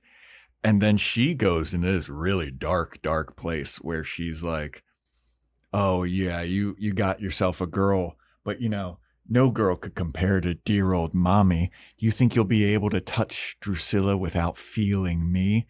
You think you're going to go scamper off and cry with your new little trollop? All you've ever wanted to do is be back inside of me, inside of my womb, and you want to be inside me. Is this what you want? And he's like, ew, no, this is not what I want. This is not it at all. And his mom is like, come on, yeah, you want to fuck me, don't you? That's all you want, you fucking creep, you little gross creep. And Spike's like, I just wanted to fucking help you. I love you. You're my mom. And you were coughing up blood. Yeah, which in TV shows and movies mean you're going to die in the next episode or two. And Spike, and she's like, no, you just wanted your hands all over me. This is what you wanted, right? And his mom's all up in his face. And he goes, look, Mom, I love you, but not like this. This is creepy and weird. And then his mom tries to kiss him. And then he backs away. And she's like, get the fuck out of my house. You're pathetic. And then Spike goes, you know what? Fuck you, Mom. And then he stakes her. Well, let's paint this picture a little better. The mom goes vamp face. Yeah. Forgot. Very nice vamp face. The teeth hanging over the bottom lip. I really like that. The fangs. Yeah, and the cat eyes too. It looks really good on her. Yeah, it was a really good, interesting look for this. I think it's also because it's like Dracula, like the interview with the wardrobe. Sound. Yeah, the wardrobe, it fits what you think of when it comes to like Dracula, vampires, Interview with a Vampire, more than like modern day. I just got a t-shirt on. But her teeth are cleaner. Like they're not the jagged, sharp roughness that these vampire teeth. Like when Spike's teeth are there, they're not just like this, the pure pointy fang, like a wolf type thing, Yeah, his mom's teeth looked a little longer. Yeah. And more pointy. Yeah. Yeah, I'll give you that. Yeah, that's true. I don't know how much, like, they are playing the, like, weird, he wants to sleep with his mom thing. I don't know how explicit she goes, but it's there. It's definitely there. And well, she says all you ever wanted was to be back inside. Yeah, but I don't know if she says you want to fuck me though, kind of thing, or like she says yeah. She says all you ever wanted was to be back inside, and you wanted your hands on me, and then she goes like in his face to like kiss or lick him or something. Yeah, she's leaning in. Yeah, and then she's vamp face, and then Spike says, "I'm sorry," and then we match cut to Spike lying on the ground getting beat down by Principal Wood, and him saying, "I'm sorry." Yeah, and this is like, what? And this is the Martha moment that we get in Batman v Superman. That's what I was thinking. I was like, wait, you had a mom too? Yeah. And that's what this reminded me of. Yeah, that's a good comparison. Yeah. And then Spike somehow gets a new more power now that he's less angry. Yeah. Because plot, very nitpicky, but because of plot. I get it. Storytelling over actuality. And the storytelling works. He had a therapeutic breakthrough, Vance. Therefore, he's more powerful. When triggered, he became a murderer's killer. But now that he's kind of getting through his therapy, he's now even stronger. Yeah. Okay. And slightly less murderous. Maybe. So with this new therapeutic power boost, Spike shoves Principal Wood off of him, and they fight some more. Well, he does say that he's not sorry for killing. Yeah, he goes, "I'm not apologizing to you, Principal Wood. I don't give a piss about your mom." I was like, no, that was badass for me. I was like, holy shit. Yeah, that was dope. Because I still like Spike when he's bad. I've been on record of saying that. I like that he's still evil. I like that he still do crazy stuff even though he was chipped. Like, I like bad guy Spike. Yeah. He's a good villain. I mean, that line, "I don't give a piss about your mom," to the guy whose mom you killed, like, that's brutal, dude. While having drama with your mom? Yeah. Yeah, I thought that they were going to have like a one-to-one, like have a little bit of relatability there. And like they kind of do, but ugh. Yeah. It's tough, man. But Spike then tells Principal Wood his story. He's like, "Yeah, I had a mom, and my mom was my world, and I wasn't hers. And your mom was your world, but you weren't hers. Doesn't that piss you off? Doesn't that make you mad?" And then Spike just picks Principal Wood up and hurls him to that top part of the wall, which you were saying was just for decorative, but you know. He was like, Principal Wood was like, if I get in a fight with a vampire, I'm losing. He'll probably throw me up here. So these should be made out of foam for extra cushioning. Yeah. Yep. Did you notice that Spike was fighting like he was in the Matrix? Yeah. He started doing like these moves. Where it was like where you don't like look at the person you're fighting and you just like wave off the punches and then hit them in the chest and leave your hand there for extra dramatic purpose. I was like, wait, what? I know the Matrix has come out and everyone wants to do a fight scene like that, but I gotta say too, like this fight scene's pretty good. Yeah, like all the Principal Wood Spike stuff, it's pretty decent. But I did like when Spike follows up with like he didn't care about his mom and he was like, that's all part of the game. Mm-hmm. And then Principal was like, "What is a game to you?" It's like, "Hey, that's the rules. Slayers, vampires." Yeah, your mom's a slayer. I was a vampire. That's how it goes, man. Like she was trying to kill me. I gotta fucking fight to survive. I love how these vampires get a soul and they're like traumatized by all their past deeds. But then anytime someone brings up their past deeds, they go like, "I don't give a fuck about that." I'm like, so what? So what? I've worked through it. Yeah, I worked through it. Like. The past is the past. I'm new man now. I mean, they just do it. Like Angel does that all the time too. Like he just doesn't get like he's, oh my God, I'm so traumatized by the soul I have. And then it's like, I don't really care. Yeah. And yeah, Principal Wood says that his mom was his world. And Spike says, sucks that you weren't hers. Yeah. And Principal Wood, after he gets chucked up against the wall, Principal Wood's like, "No, my mom loved me." And Spike goes, "Not enough to quit. Not enough to leave being a slayer." And Principal was like, "Oh, that's an option?" It's like, yeah, Buffy's quit like 6 times.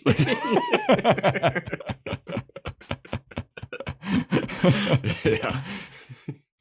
I love that Spike says that as if he still wouldn't have killed Nikki. Yeah. Like she wasn't going to just like get a house in the suburbs and just raise her kid, and you weren't going to come for her. Spike was on a mission to just kill Slayers. That's all. Yeah, he wanted to be like the legendary vampire slayer. Yeah, so he would have just killed her and then like waited until the bell rang and a new one was born, and then he would have just got that one too. Yeah, but then Spike tells Principal Wood some more. He's like, "Hey, I loved my mom. I loved her so much that I turned her into a vampire so that we could be together forever, and I end up having to kill her. So shit sucks, man." And I realized that wasn't my mom, actually. When I turned her into a vampire, I awakened a demon inside my mom, and it was a gift and a curse. And like, yeah, I gave her like eternal life, but then she became a fucking demon. And my mom loved me with all of her heart, and I was her world, and she was mine. And then he walks over to the computer and he plays the trigger song, and then he turns around and goes, "Fancy that. Doesn't work anymore. You really did cure me. Thanks, Principal Wood." Shuts off the computer, walks over to Principal Wood, and he goes, "And I'm going to tell you this, that I've got my own free will now, and I can do whatever I want. I'm not the first evil's puppet anymore, and I'm telling you this because I wanted you to know that before I fucking kill you." And then he gets vampire faced and just chomps down on Principal Wood. And I was like, yo. Another what the fuck moment. That was so badass. Like, that moment is just as badass as Principal Wood with the trigger. Yeah, 100%. Because I saw this and I was like, oh, now we got a show. Yeah. Spike has his free will and he's going to chop and kill this guy. Mm-hmm. I was like, this is good. Dude, it was epic as fuck. Like, when he plays that trigger and he just kind of shrugs like, look at that. Yeah. And then I love when people are like, I am not doing this. Because, little spoiler here, Angel does something kind of similar to this in Angel. Okay. And, dude, when I think that Spike does this better here than Angel does in Angel. Yeah, I mean, this is just great. And I loved he's like, oh, you helped me. And like, I realized my mom did love me. And then I put a demon in her. And then that, I like kind of ruined that. She would have probably died soon. I mean, granted, you've been living forever. And like, yeah. And no, it was great. And when he chomps down, I was like, holy shit, this is good. Yeah. Now, the thing that's a little nitpicky, it's like in the flashback, he's just such like a, oh, Mom, but why are you not? And he says his mom changed because he put a demon in her. Mm-hmm. So she's completely different. Like his mom like unleashes on him. But he also has a demon in him. Mm-hmm. But he still acts like the young little son, the normal William. I get it for the scene. I don't know. I don't think that like William before Vampire wanted to ravage Europe. Yes, but his mom before being a vampire loved her son. So after Vampire hated her son. So it's like, you know. I mean, I think it was that she hated her son, but she was too weak. She needed him in order to like survive. So you don't buy Spike's my mom actually loved me and your mom didn't love you, Principal Wood? I think Spike's in denial about that. Yeah, I think that was boiling under the surface for his mom a little bit.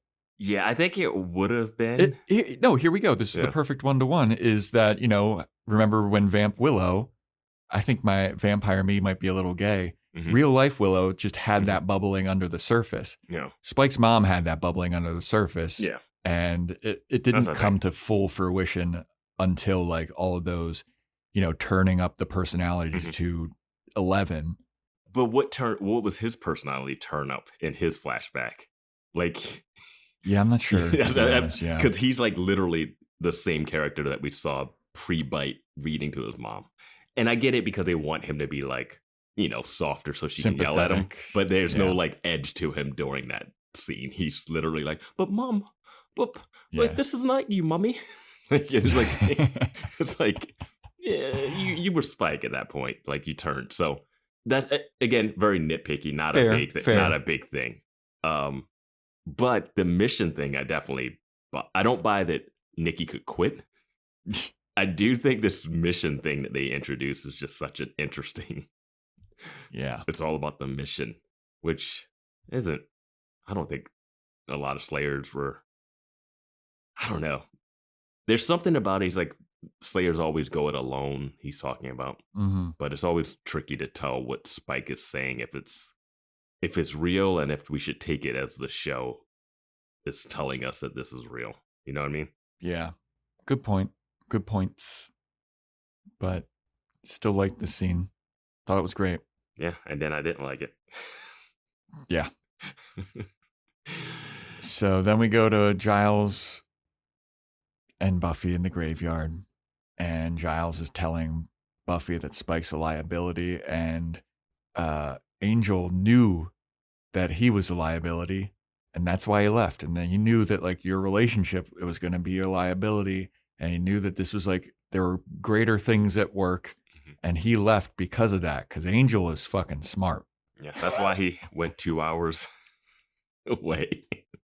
Yep. That's why you guys visit each other every once in a while. That's why Willow won't tell you where she's going. Yep.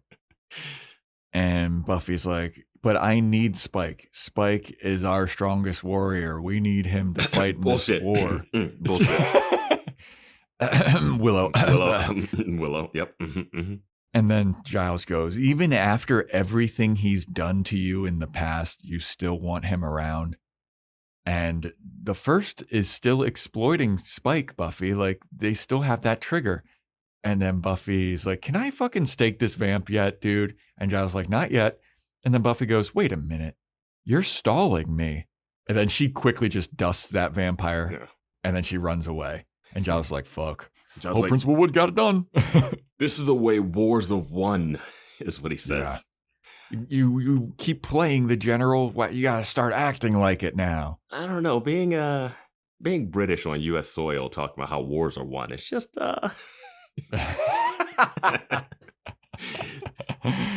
We hit him with the doubler. Try to come back in 1812, you piece of shit. Fuck out of here. Try to tax our tea. We do that to ourselves now, bitch. Yeah. We can ruin our own country. Thank you. Yeah. Pieces of shit. Not even our own country. Yeah. Pangs again. Colonizers. Yeah. Willow, where are you? Where are you?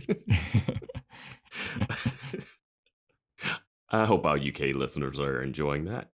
Yeah. So then we go to Spike leaving Principal Wood's sanctuary, and Buffy sees it. And Spike is like, what's up? And Buffy's like, what the fuck happened? And Spike goes and he opens the door, and you see Principal Wood laying there, like kind of like knocked out, unconscious type of thing. And Spike's like, that guy tried to fucking kill me. And I gave him a pass this time because I killed his mom. But I swear, if he even looks at me funny again, I'll kill him. And then he leaves. Such a lame kill fake out. I hate it. Yeah. Undercut the greatness of that moment for it. Just a commercial break cliffhanger. I hated it. Yeah. The threat of Spike walking towards him calmly. Mm-hmm. I'm of my own free will. And I want you to know that because now I'm going to kill you. And this is really me. Like, he needs to be dead. Buffy needs to show up, and it needs to be the drama. Yes, dude. Yes, because that would then prove Giles's point. But also, yeah, sure, but Spike is like the strong warrior, but also it's like a weird gray area situation. Because Spike wouldn't have killed him if Giles didn't try to separate to put him after him. Like, it wasn't like Spike just randomly triggered and went after him. It's technically self-defense type of thing. In the way that they could see it, she won't know that he completely fixed his trigger and then killed him. Yeah. But yes, it's set up perfectly to just make the drama heightened. How do we get past this? We have, 5 more episodes left? Fine. Yeah. When they do this, I'm like, I don't care about Principal Wood anymore now. Yeah. His story is over. Yeah. he's not going to date Buffy. They don't have a future. He's not that strong anymore. He's been tossed around a bunch. And Spike, the drama between, oh no, is he going to like do something to kill Spike? Already gone. Kill him off. Put Buffy in a weird position. It's a lame kill fake out. Instead, what they do is Buffy goes in and she goes to help Principal Wood. And she's like, hey, are you okay? She looks around and sees this sanctuary with all the crosses. And she's like, yo, what the fuck, dude? You've been planning this. Oh, is that an iMac over there? Yeah. How do you afford that on a principal salary? What, do you have Wi-Fi? What's the Wi-Fi situation? You get dial-up out here? Yeah, it's just DSL. Oh, wow. Broadband. Yeah. But Buffy goes in and Principal was like, Spike killed my mom. And Buffy's like, yeah, I lost my mom a few years ago. So I understand what you tried to do. I get it. Not the same thing at all, Buffy. Not the same thing. It was such a weird try to relate. It's like, no, that vampire literally killed not just my mom, but in another Slayer. You know, the one he told you about? Yep. The one whose jacket he's wearing? I'm not He's been wearing. Yeah, I'm not wearing Joyce's clothes around you. Like, I literally have to see my mom's jacket on the vampire that killed her every day. Yeah. Oh, yeah, because we have to say Spike has the jacket. He comes out with a flourish. He's got the jacket back. Yeah, he does a little... He couldn't even be like, you know what? I did kill your mom. You can have the jacket. Dude, right? like let him at least have the fucking jacket, dude. Or kill him. Yeah. But yeah, Buffy's like, I came home. My mom was dead on the couch and I had to grapple with that. And Principal was like, sorry.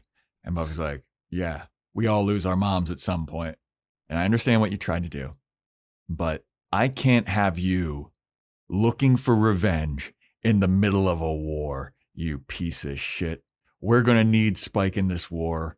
And if you try anything again, Spike said he's going to kill you and I'll let him. Character assassination, man. Now, this is the part where I was like, let's bring up Riley again. Remember when Riley got a suck job and Buffy torched an entire fucking suck job den and killed every vampire, including the suck job one that was doing it to Riley? Buffy, get the fuck out of here with your, oh, you can't do revenge stuff. You know all about it. And your shit was way less severe than Principal Wood's stuff.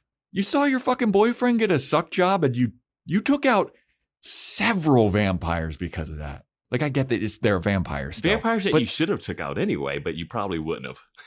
But Spike is a vampire who killed this guy's mom. Like, I get where Principal Wood's coming from. Dude.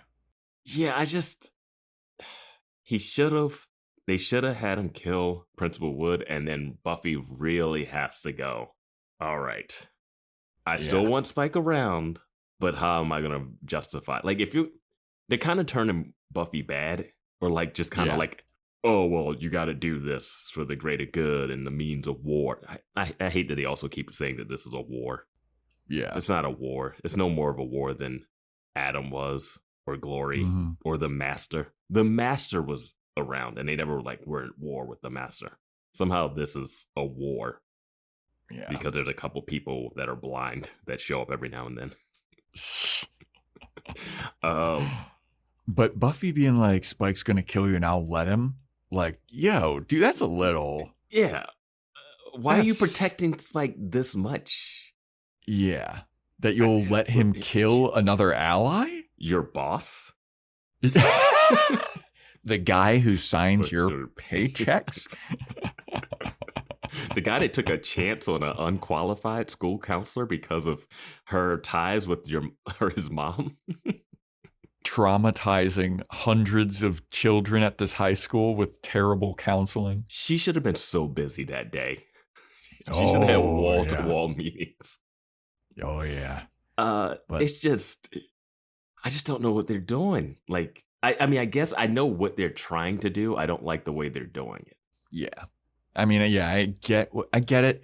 I still, I mean, when people were talking about how much they hate season 7, I've yet to see like a real smoking gun of like, yeah, this is it. Like, it's not the best, but it's not, I'm not hating it. I don't really like this episode as much as you do. Like, there's moments within it, but there's too many what the fuck moments for me. Yeah, there's a lot of stuff that doesn't make much sense, but I think it's. I've gone on record. Show break. I think it breaks the show stuff that happens in this more than it needs to. Fair enough, and I can see your point of view on that. I still am digging it. But yeah, Buffy says that Spike will kill him and she'll let him. And then she turns around and she goes, I'm on a mission to win the war and save the world. I don't have time for vendettas. The mission is what matters, which is like, she echoes the words that Principal Wood's mom said to him as a child. And Principal Wood looks and he's like, oh, Mommy, you're just like my mom. Who said that? My mom that Spike killed. No, I get it, Spike. I came home and my mom died from an aneurysm on the couch. It's the same thing. And guess what? If a vampire killed my mom, I probably wouldn't have tried to do anything to him at all. Yeah. Blah blah blah. Yeah. Turn the other cheek. He's a strong warrior. Yeah. I mean, I guess she did try to protect. She did kill Angel. It took a long time. It took a long time. Yeah, she let a lot of people die. Yeah. And she protected him for a while, and then he came back and she protected him. Yeah, man. I with you, I'm just like, it's a low move to not even let Principal Wood keep the jacket. Like, how petty you gotta be, man. But it's like, I guess he's like, I'm keeping the jacket, but I let you live. Yeah.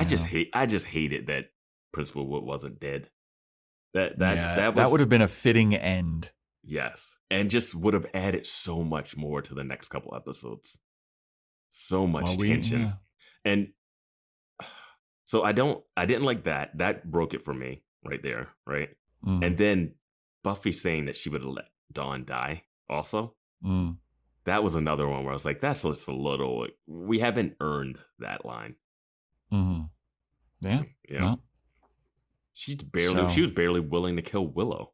And Willow was going to destroy the whole world. And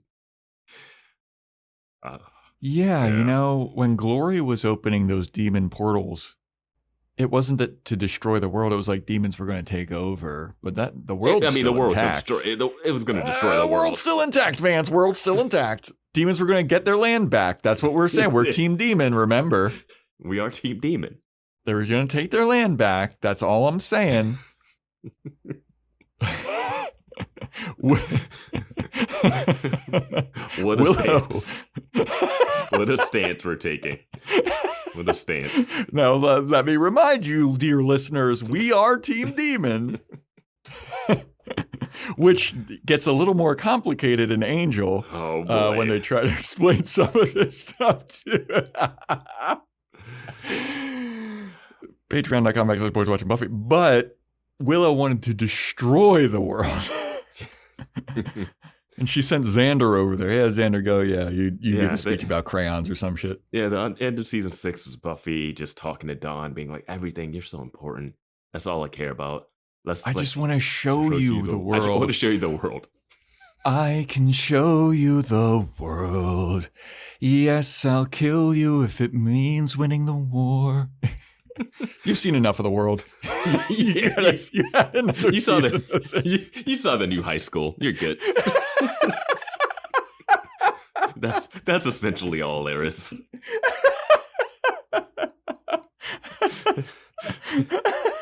You've seen the new High School. You had a little bit of a taste of what it might be like to be a potential. Yeah, you're good. You're good to go. Yeah, you're good. You can go.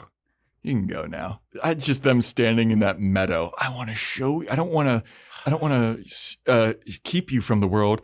I want to show it to you. Cut to 10 episodes later. I'll fucking kill her. Yeah, I'll kill her. If it means yeah, what the fuck? Would you also kill Spike? Oh no, Spike's about to die. Super running, super speed. Pick up your phone, Spike. Pick up your phone. Willow, get a protection spell on Spike real quick. I know that you're in LA or whatever. You just fucking Give me that scene you get in a video game where it's like, Dawn's calling, hey Buffy, I think the first is here with all her soldiers, and then Spike's like, hey, Principal Wood's got like a metal arm. Which one are you gonna save? Buffy's like, I don't know. Do I save Spike? Do I save Dawn? It's the classic choice, Spider-Man. I choose both. To do another Batman reference, it's like the Dark Knight and kicks the door open and just like, oh no. Why me? Why me? Rachel! Save her! Save her!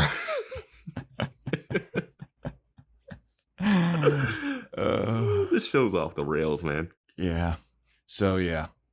Buffy walks away from Principal Wood and goes back home to check on Dawn, who's laying to go to sleep. And this grossed me out. Yeah, Buffy's like kind of caressing her face and like dabbing on her like wound and shit. I'm like, just kill her. You don't give a fuck about her. I just heard you say you don't give a fuck about her. Now we gotta see you mothering her? No. Yeah. And then Giles comes in. Holy shit. My prediction was right. What? My prediction was right. I said that this episode will have something to do with the Joyce fallout. And I'm going to say this classifies it. Okay. Yeah, because Buffy won't choose you when the time comes. And Buffy literally just said, wow. She did choose Spike over Dawn. Wow. So Ghost Joyce is Ghost Joyce. I think it's real Joyce. Yeah. It might be. Yeah. It might be. Because if we're going canonically about how like the first evil can appear in more than one place at a time, in conversations with dead people, but I thought that the people in Discord said that it can't. No, they said it. I mean, I think it can. Like there's no rule that says it can't. I think that and also, because in that one there is 1 hour, and it's in every conversation with dead people is talking to multiple people at the same time. He's only talking to Willow in my mind, because then Joyce would be real talking to Dawn. But then there's another one. Isn't there a third? No, it's Buffy talking to Webbs, who is just a vampire. Oh, okay. Yeah, unless the gnarled demon you would count as the first evil. No. Because that's not the same episode. Yeah, it is. Conversation with dead people is not with gnarl. No. It had the gnarl painted black on top of Joyce. Remember? But that was just another. That demon? wasn't gnarl. Yeah, that wasn't technically gnarl. I know it's not gnarl, but they said that it's the same costume, just painted black. Yeah.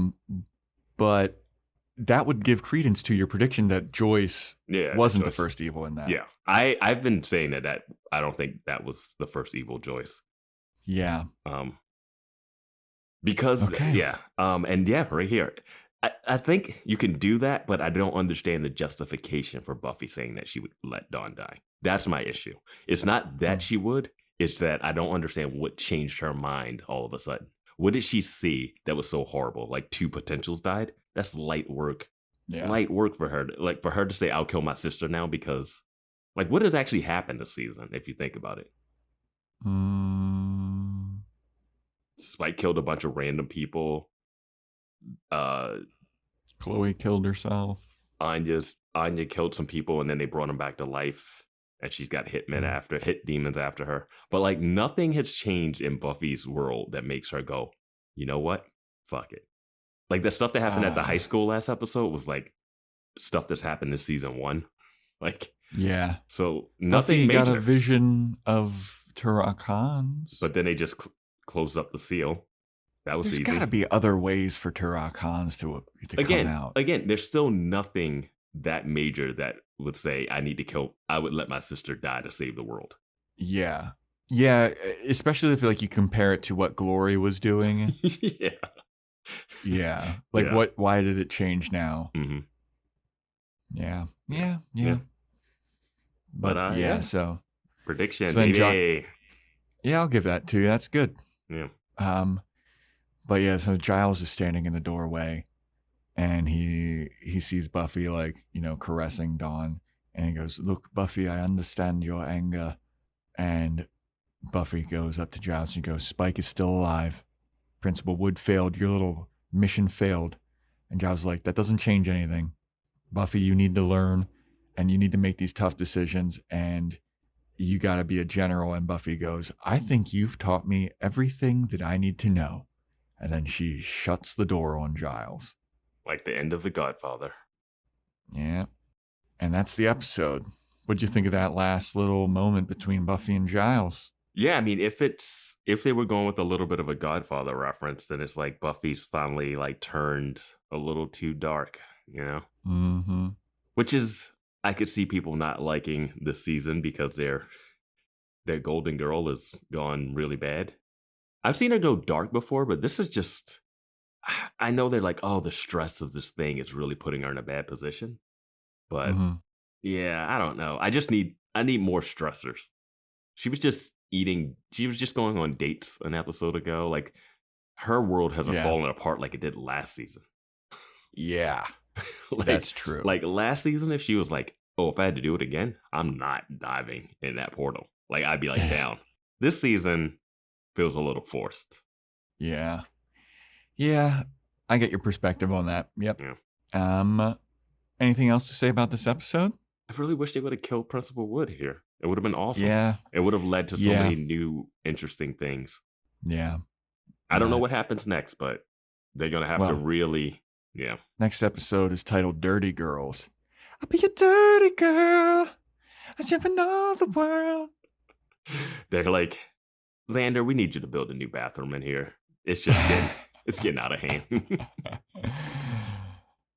Yeah, I think we know what's going to happen next episode, I think. Yeah. And we only know it because I think you're right. We might maybe not do predictions for this because we know what's happening. Yeah. I mean, unless you want to do like a side prediction. Yeah, let's see. Bouncing off of this episode, what could it be? I could see Giles just being like, yeah, I'm gone. Thanks. Yeah. I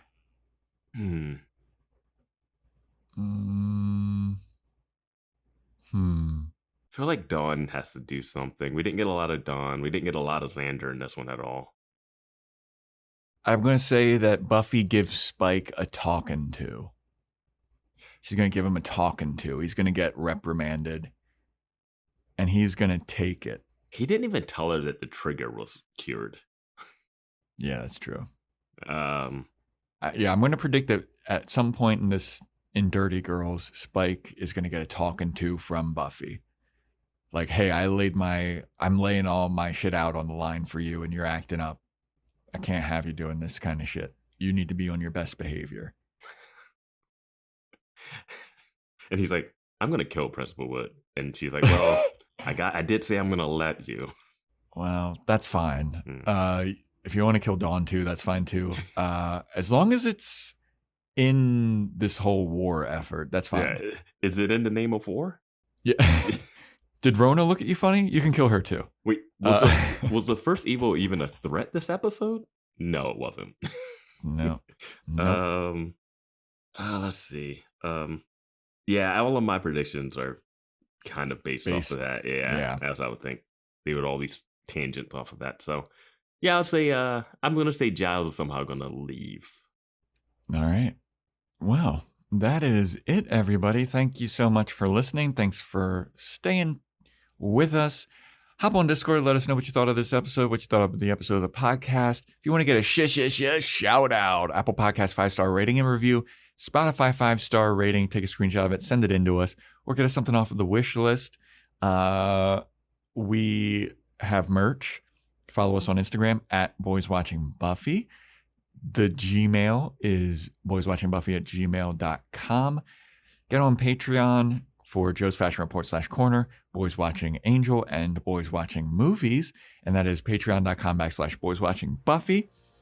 And yeah, stay tuned next time for when we talk about Dirty Girls.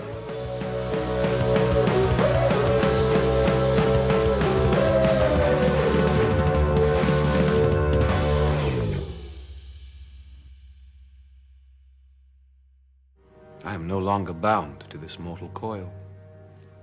I have become a creature of the night, a vampire. Are you drunk? A little bit. Seltzer Kings. Podcasts.